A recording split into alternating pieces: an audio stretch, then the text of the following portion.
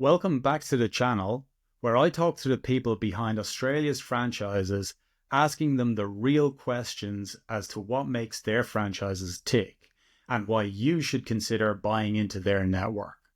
Less sales talk and more real info that gets under the covers of franchise ownership. Today's quickfire Q&A snapshot is on Liv Eat Healthy Eating.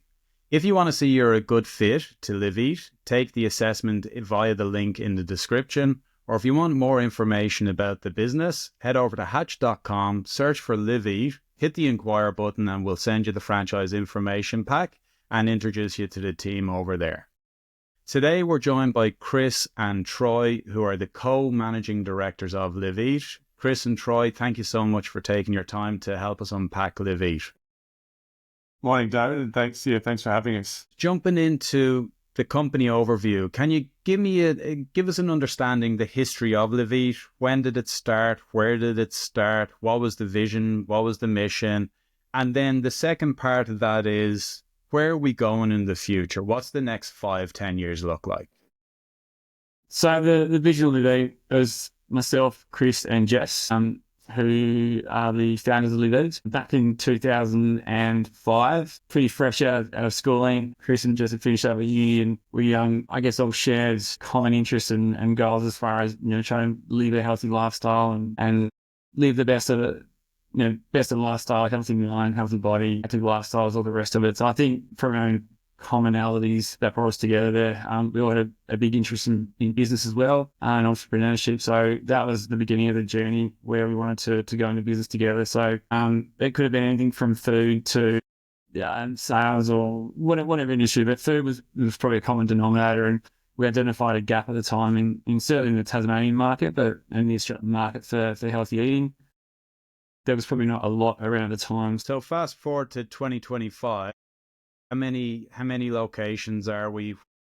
Where's the main growth for you? I think we're up to 18 locations mid this year. I think our 18th locations. We're in Sydney Airport, Melbourne, Adelaide CBD, and a large cluster of stores throughout Tasmania. Our focus this year is to hit the eastern side of Australia and grow through the CBDs and suburbs up there, and really create some clusters and get some support in local markets. Yeah. The goal, I suppose, is taking Liv Eat up the east coast of Australia and through the west. Yeah, I mean, first store we opened in 2006 in Hobart CBD. So yeah, wow. Look, we've certainly passed the test of time, which is obviously a big milestone for business that you get past the 2-3 year mark. So that's definitely proved itself. And from one store that was extremely successful through to creating this business model where it's franchised from all our systems and procedures, and that in itself has obviously proved a test of time that the system works. We always had a vision to be a national brand.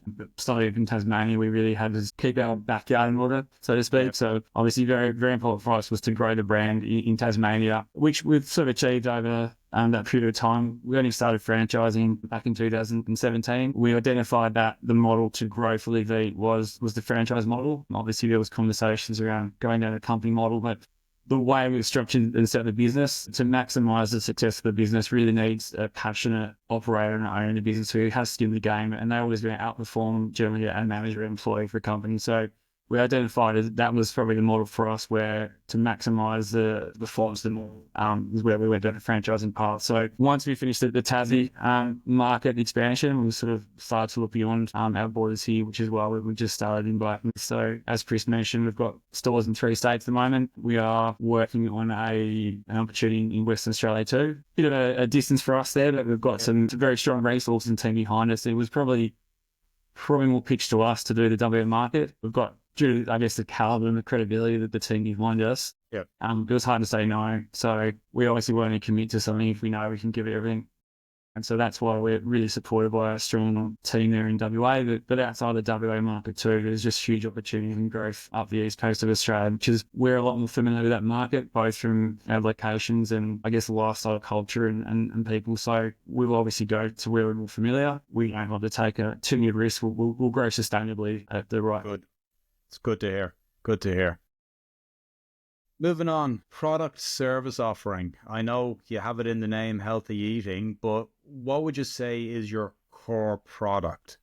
What if I'm a franchisee looking at this business, what can I expect to be selling on a day-to-day basis? What is the core? Look, I think I was going to say when Troy was mentioning it about how we started up on our history. One of the things we identified in the market was that a lot of foodies were starting back then in 2005, 2006. Now, very small one offering. Starting up Liv Eat in Tasmania meant that we were going to have a diverse product range. Sandwiches and basically have a health franchise store which you could walk in and grab something healthy in general compared to other competitors. So look, we do have a diverse offering, which actually makes us quite unique, and that's the thing we get a lot of feedback about. You can walk into a Liv Eat store and get anything from a smoothie to a salad, sandwiches, rolls. So we have, I suppose we're a larger format franchise. I mean, we're chasing those higher and larger numbers as far as size of the fit out and also turnover. So we have a diverse product range, which is fantastic for our customers. I think the business, what we've done really well is probably evolved our offering over time, but still maintained values in who we are. I guess we'll never change from what we are as far as being this healthy brand, and we want to sort of fit in the marketplace where people can identify Liv Eat as that healthy go-to option. Yep. But also in saying that we are an evolving brand where we're always trying to adapt to the market and try and remain on trend with what consumers are looking for as well and provide. Great. Target market and industry trends. So if I'm a franchisee of Liv Eat, who is my typical target market? Who's my consumer? Yep. So I'd probably extending in my past answer with that. It's really location dependent. So obviously, if we have a franchisee that's one in a regional location, that's when we're sort of looking at these larger footprint sites that we've got, larger seating. It's quite a diverse consumer. I think if you put our customer in a bucket, they're essentially people who have, I guess, a health conscious mind or looking for a healthier alternative. We're not to the extremes where everything has to, we're counting our calories and trying to think these certain dietary trends. It's not about that. It's about actually having balance and just having variety in our menu too. We've got things for almost any dietary requirement, whether you're trying to have high protein, low carb, or whatever diets you try and follow. We don't really get into too much of the weeds there, trying to have a specific style of dollar offering. We have this broad range, and let obviously the consumers make their decisions on what suits them for their particular needs at times. The width of the menu, I guess, gives people the opportunity to. I was going to say the brand is generally pitched between to 18 to 35-year-old market, which is, common in the QSRC. As Troy said, though, with our diverse product offering and, 3-day part, we are seeing a lot of extension with our customers in, the younger kids coming in afternoon for smoothies. We have, the 21 to 30-year-olds in the morning with coffees, and then your families in the afternoon. So, being that larger QSR footprint, we see that customer base expanding, and also from what Troy said, due to the product categories and being really the only healthy QSR, well, especially in Tasmania, we're obviously the largest here. We see that diverse range of customers coming in because, they don't have time to go to the cafes to get something healthy, which is probably also quite a bit out of the daily price range. We do see that extension of customer base, but 18 to 35-year-olds is our typical demographic. Right. Jumping into ongoing fees, royalties, marketing funds, any sort of additional monthly fees. Can we get what is the royalty? What is the marketing fund contribution? Is it a percentage fixed? And how regularly is it paid? Is it weekly? Is it monthly? Yeah. So we were at 10% royalty fee, which is all inclusive of the royalty including marketing.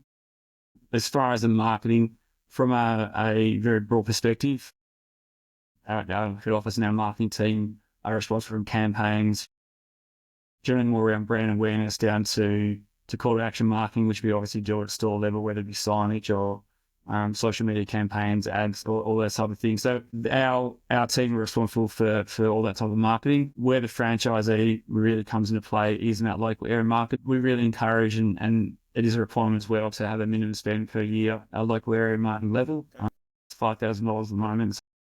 Of that, we really want the local franchisees to engage with the community. So whether that's from giving sponsorships or collaborations, product giveaways, vouchers, all those other things. We really want them to be part of the community. That's such a strong foundation for the success of all our stores, is to have a really strong connection with the community that they operate within. And with that 10%, are we looking at weekly payments, or is it monthly?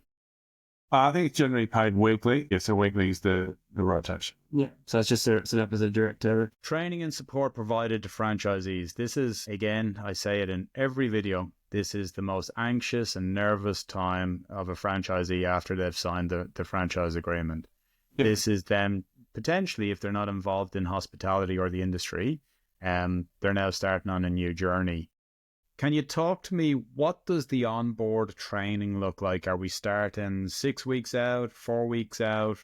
We help them with staffing, business, and then the second part of that is day one, doors are open.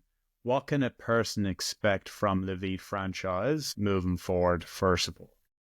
Look, we definitely turnkey franchise. You know, you obviously sign up to your franchise documentation. We're working with our franchisees to find the best site.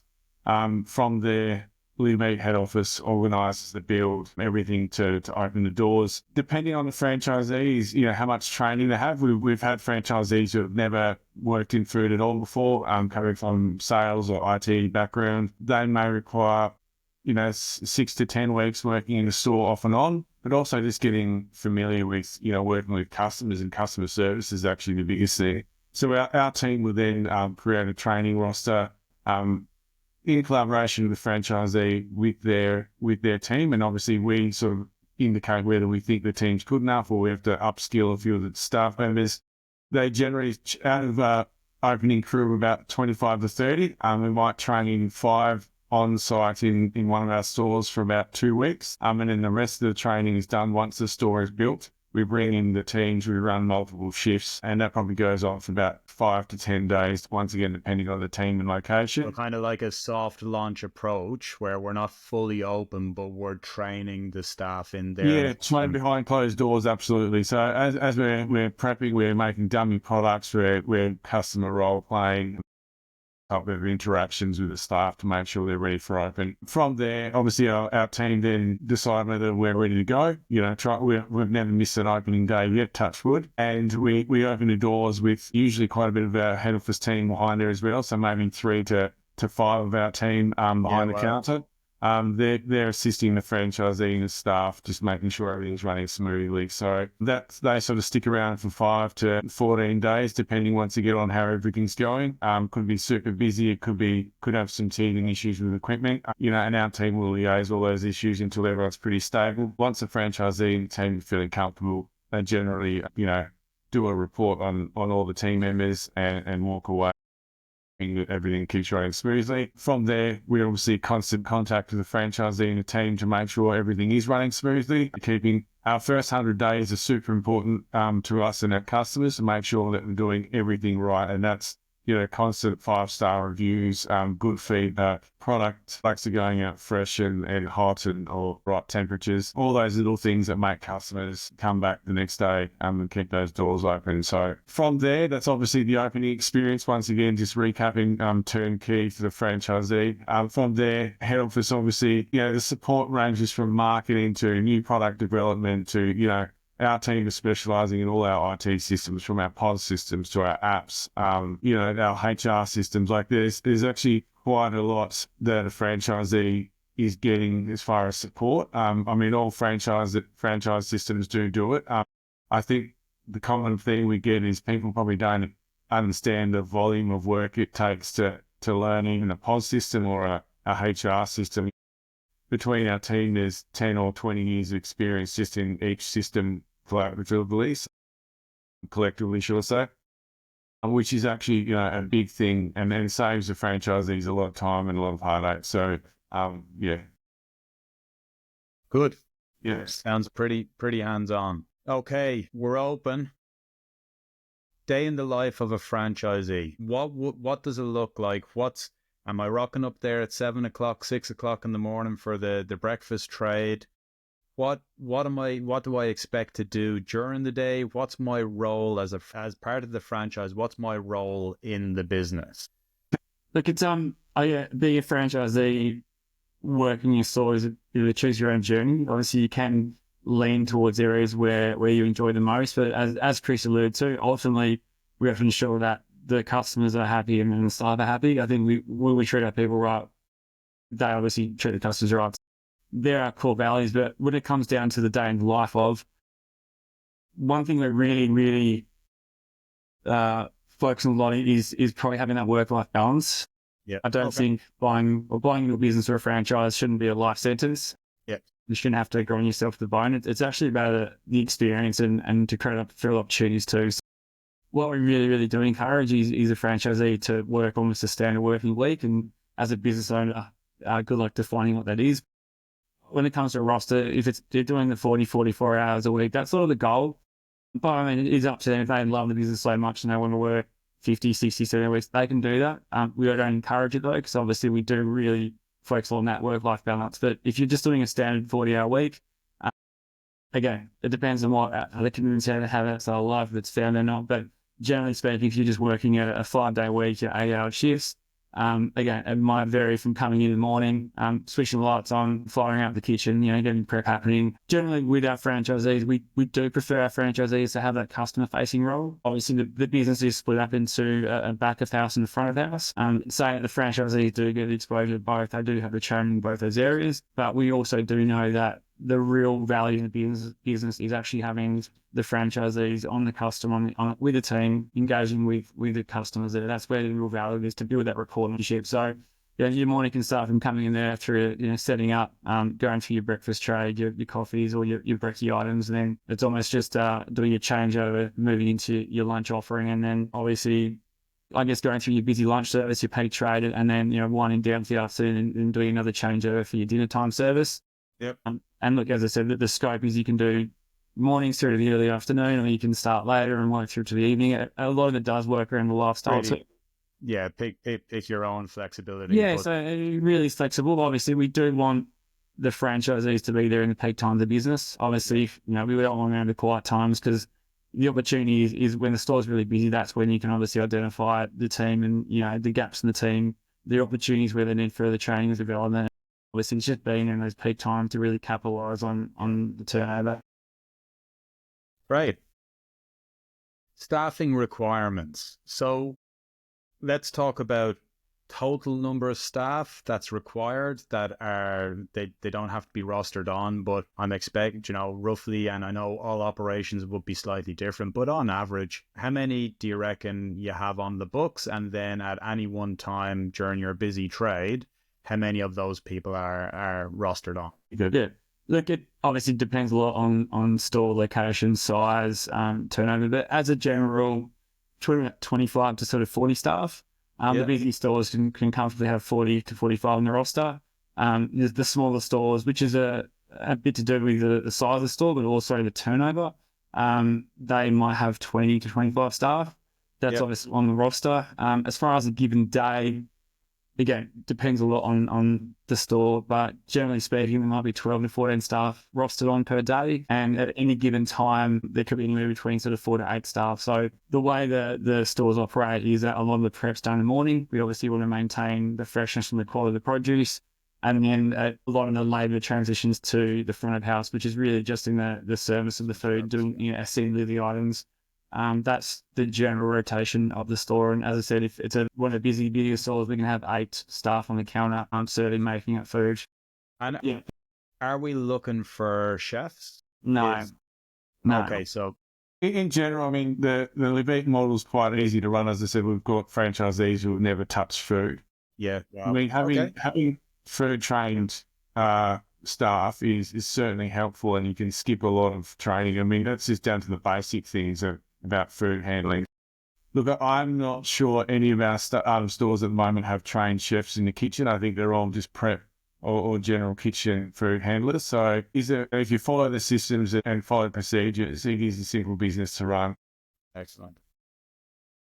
Location requirements and territory information. So if we take a look at the first element of that, with regards to location requirements, are we chasing shopping centres, strip, and then what size square meterage is your footprint? And then the second part of that being territory information. Do we operate on an exclusive or non-exclusive territory? Look, I'll touch on the sizes. Look, we're pretty open. It's a diverse market out there at the moment, and you've got lots of areas that Liv Eat could be plugged into. Just stores which go from 120-ish square meters to 250. I mean, Liv Eat's about a diverse product range in 3 day parts, so we actually prefer the larger sites. So those businesses tend to perform better. I mean, excluding airports where you've got higher volume numbers and smaller footprints. Chasing those suburban, out of city fringe areas is actually quite a good spot for a lot of our stores, and that's where we're focusing at the moment. So those larger footprints, 180s to 210s are probably where we want to be. Although they are also the harder ones to find because you've got to find the right one, the right size, the right location. So look, location is everything. The wrong side of the street can mean failure of a business. As far as exclusivity, are they exclusive? I suppose the answer is no, but we don't jeopardize any of our store sales just to grow. I mean, we're very protective of being, make sure our franchisees are successful and making sure we don't cannibalize sales having stores too close. So we might want to touch on exclusivity with different areas, but yeah. Look, generally speaking, when we identify, I guess, a region, we do a lot of planning into the actual locations. Obviously, we don't want to try and cluster too many stores too close to each other. So they're general geographic boundaries are based off, almost population data size. So there's a catchment of area. We sort of set that as the area, and it's a set and forget. We don't really try and grow to the point where there's saturation and we just do more and more stores for the sake of growth. I mean, we don't want to we'll never capitalize, and we've got the track record. You talk to any franchises, we don't do that. Our business model, our future, our sustainability is really off the success of the franchisees. If any one of those are not performing, it's our problem too. So I guess we're very, very mindful of those areas as such. To answer that question, Okay. Franchisee qualifications and experience required, and we did touch on this earlier. But can we dive in? Are we looking for, are we looking for business people, food people? Do they have to have an education? What would you say is required? Passionate people passionate about food, good leadership, positive.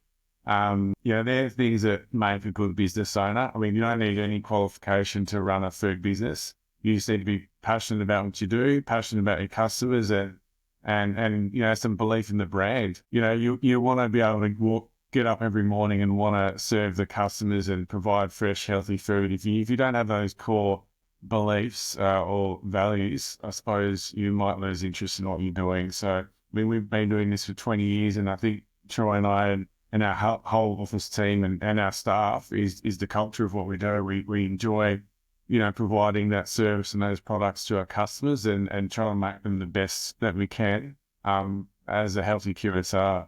We definitely discriminate. We're open for business, really. It doesn't matter if you're coming from an accounting background, you're in medicine, or you're a tradesperson or a nurse. It doesn't really matter. I think it's anyone who really wants to have a go at being their own boss, getting into a business, and obviously having a passion for food. And probably the most important thing for us is just being, as Chris said, just the right personality. We're looking for leaders, people who are great communicators, they love being around others, that they're willing to always put the effort in to try and train and develop and nurture those around them, and just really people who I guess others aspire towards or really look up to. So just really natural.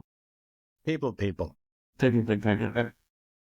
Unique selling propositions and competitive advantage. I understand you guys, healthy eating, you're trying to disrupt that space of, on the road, there's only fast food that's there, but we want to bring healthy to the marketplace. What would you say from a consumer point of view, and this can be from a business model point of view and also from a B2C point of view, what would you say is Liv Eat's USP? Look, I think, it comes back to our store sizes and the diverse product range. I think that's really stuck out. We've gone through the years, probably the mid-2000s to slightly later, where people are doing very niche product ranges. A lot of those businesses had low turnovers. I think Liv Eat has sort of, been built in Tasmania with different seasonal temperatures. we've sort of built out that product range to have a really well-balanced store and a product offering that people love. And on a state level, on a national level, there's not really any competitors in this space. I mean, quite often they're smaller stores and no one's really nailed it yet. And that's the feedback we certainly get from national visitors and people that we is that they just love the size and the product offering in the stores, and that they can get the 3-day parts, breakfast, lunch and dinner. I mean, that's certainly what we think is the key advantage to the Liv Eat model, and maintained growth through everything that's happened. So I think I've also got one USP from a comment earlier is you don't need chefs. Yeah. Your system's testament to your system is that you're not looking for chefs, and having come through the pandemic, there's plenty of businesses out there that, they ended up having to close because they couldn't get skilled resources in to actually run their operation. So I think that's a phenomenal, that's a huge pat on the back for you guys that you were not looking for those qualified resources. Yeah, we just think, franchising is all about systems. If it's not systemizable, well, you don't have a franchise systems. That's how we built the business, and that's what we, obviously have to do to expand. You can't rely on staff being, skilled in all areas or particular staff. You just can't get them. Not with growth. When you're talking about, potentially thousands of staff once you grow, you have to have good systems. Agreed. Challenges and potential risks for franchisees, like this can be from a macro or a micro. What do you see as it has been probably the number one challenge for people entering into your business? Look, finance is probably always a bit of a challenge. There are a lot of other, franchises in the market which you can step into for a lot lower entry costs. Yep. They're ones that are almost ready to go. A lot of those franchise models tend to be able to get away without needing a lot of back of house setup. The produce is sort of brought in, prepared, ready to go with a limited amount of input and effort. That's great if you want a quick and easy turnkey business, but you're also limited by potential and growth. Because it couldn't buy a set cost there. The only way you can, be successful is just growing away the business and just put more and more hours in. Whereas I think the opportunity for us is, because we invest a bit more in this, the store setup, the designs, you've got equipment costs there as well, you've got some kitchen costs. The ability or the opportunity there to also get higher returns is there. So for those who want to put the effort in and follow the systems and obviously maintain all their cost measures, the results are also there as well. So look, there is a diverse range. A lot of it comes down to the individual and what their motivations are. If people are wanting the business and they want to provide a really great offering for their community and see people do well and eat well, that's the business for that person. But there's also others too, which are just driven about growth and scaling. They're not happy with one. They want a number of stores. They want growth. They want high turnover, very profitability, but profitable. So it really comes down to the individual too, and we sort of support all of them. As long as the franchisees are there following our systems and procedures and maintaining our brand standards, that keeps us happy. It's really up to them how much they get out of the business. It's purely for them. And that's why we set it up too, is because they've got, those higher entry costs, it does give you the opportunity to have the higher returns as well. The higher return. Yeah, I suppose it's higher cost, higher risk, higher. And look, it depends. It's all perspective. That's benchmarking to the lower end. But then you've got many other business models, sort of franchise models, which are double the actual fit out cost and actual setup cost too. And even understanding some of the market data, turnover is quite comparable to, with those stores, you haven't doubled the actual level of investment. So I think we're in a nice space where we are. But in saying that, we're very mindful of the cost and obviously always looking at opportunities to streamline, to lower costs and fit out costs. It's really important to keep those costs down to obviously improve the ROI.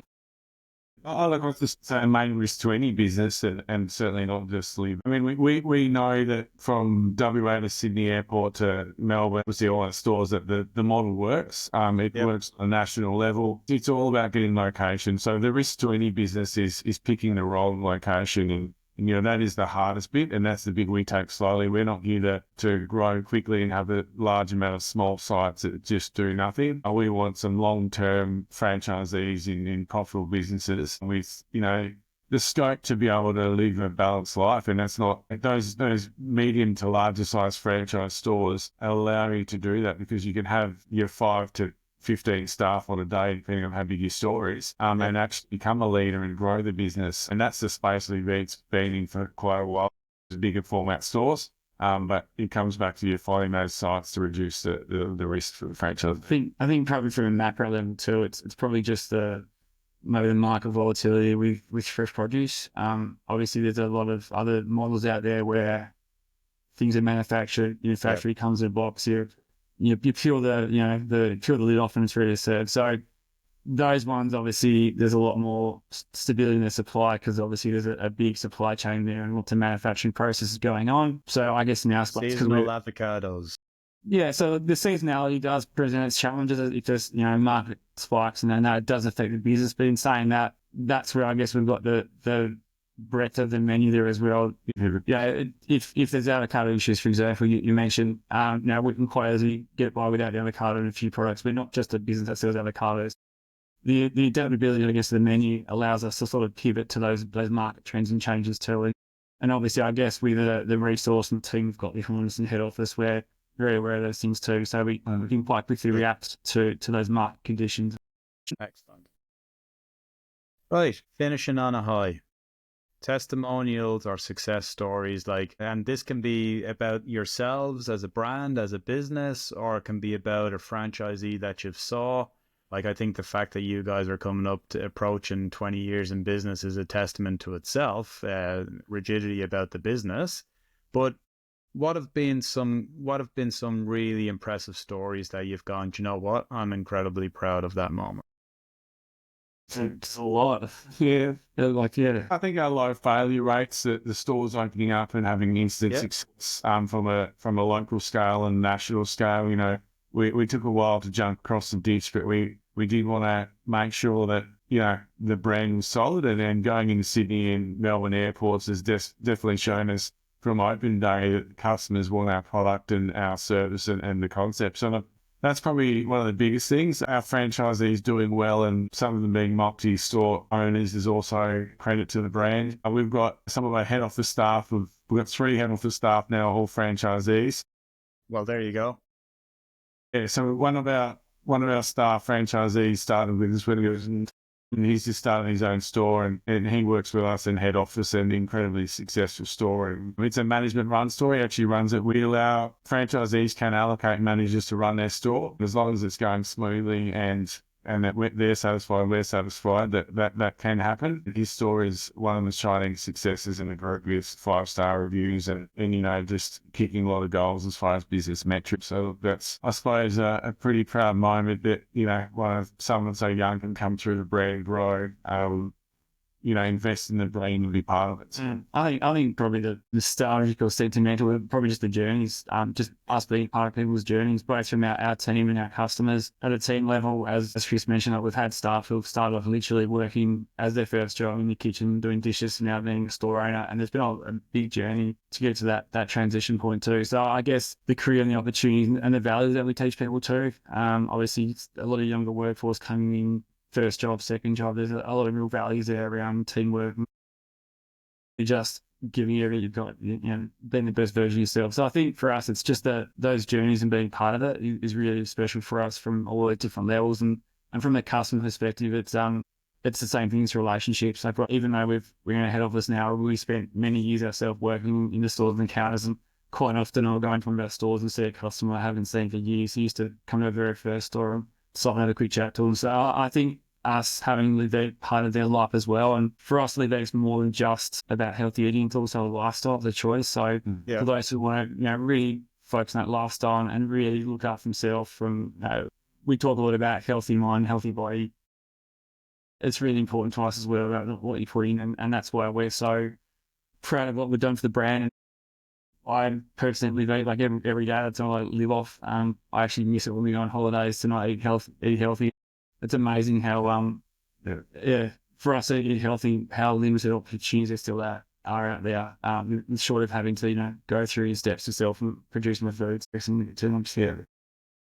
Okay, well, it's been fantastic having you guys. We've actually reached the end of it, so I really appreciate you taking your time to see if you're a good fit. If you've liked what you've heard, See if you're a good fit for Liv Eat. Take the assessment in the description via the link in the description. Or if you simply just want more information about this brand, head over to hatch.com, search for Liv Eat, click inquire so that we can send you through the franchise information pack and get a member of the Liv Eat team in touch with you. Chris and Troy, thank you very much for your time, and thank you for unpacking Liv Eat and helping people out there understand more about your business. Thanks, David. Thanks, David. Eat healthy.